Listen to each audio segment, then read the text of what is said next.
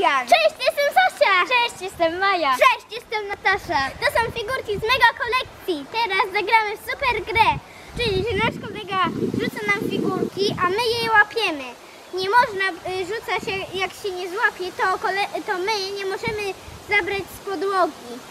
I nawet kiedy się odbije od kogoś, to i tak nie można.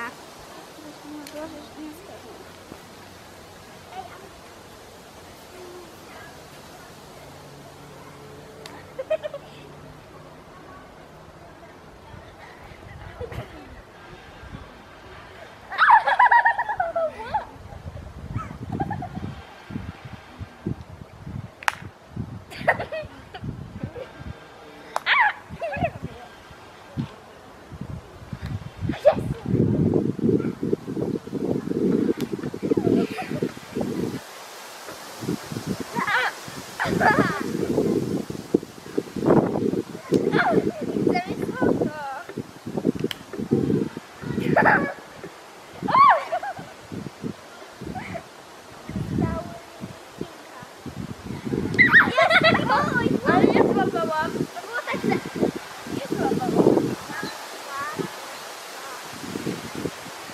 Sorry.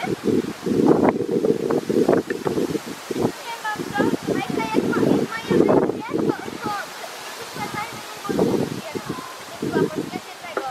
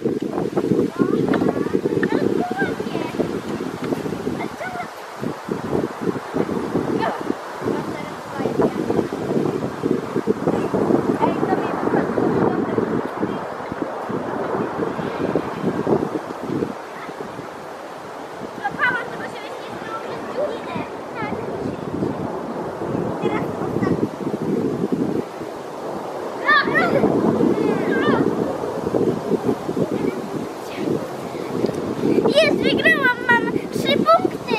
A ja też wygrałam, bo mam też 3 punkty. My z Zosią mamy remis. Teraz Natasza powie, ile ma. 2.